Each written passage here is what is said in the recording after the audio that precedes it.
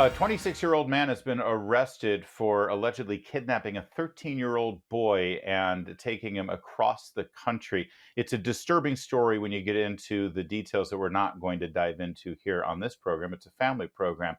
But it's even more disturbing when you find out that this entire process took place in front of everyone's eyes on social media. Reporting on this is the courageous journalist Andy No. His write up is at the Post Millennial, and you can follow everything he does at andy-no.com, spelled NGO. Andy, thank you for reporting on this, and thank you for joining us tonight. My pleasure. Thank you. Well, again, like I said, without getting too graphic, what exactly are the big picture details of this crime?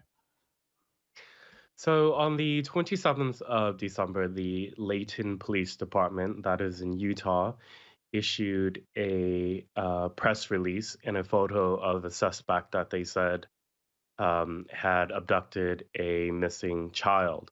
A statewide Amber Alert was issued on the 27th of December for the child.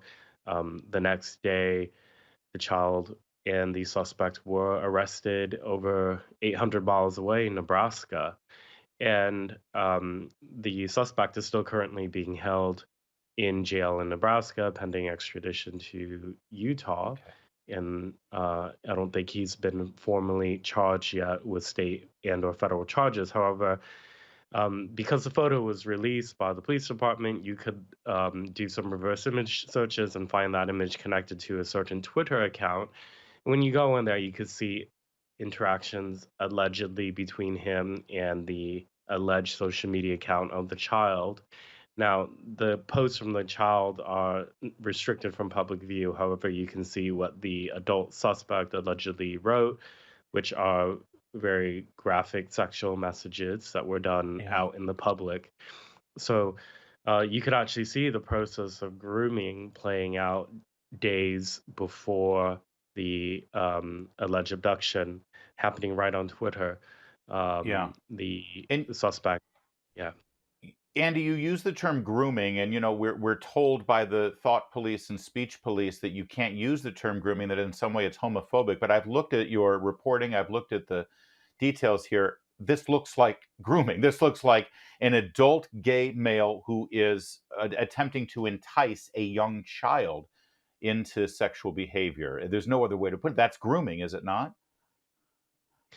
It is grooming, and I hate having to say the cliche that obviously not we shouldn't stigmatize gay people. I'm gay myself because there are these crimes, things that happen. But this is grooming, and there's no shying away from it. And these comments and pictures actually are still on the Twitter account that your listeners, if you look at my reporting, you can actually still Yeah. go on Twitter and see these posts yourself.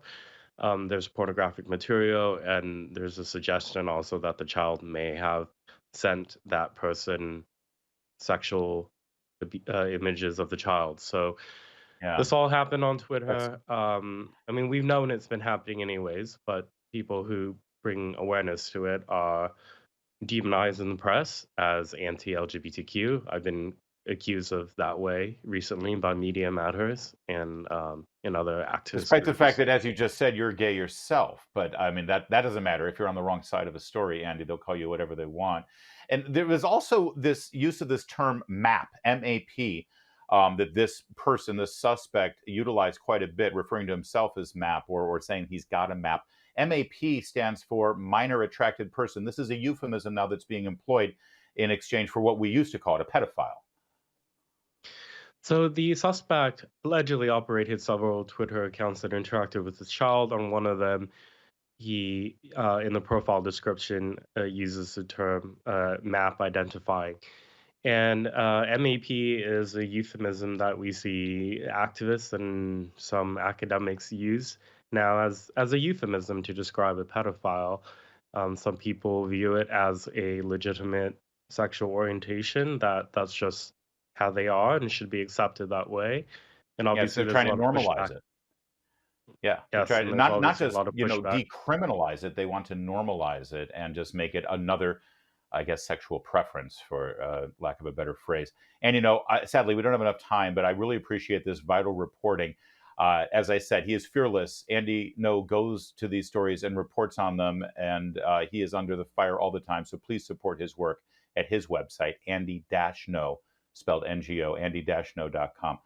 Sadly, that's all the time we have tonight. We'll be back same time, same place tomorrow. In the meantime, I'll see you on the radio.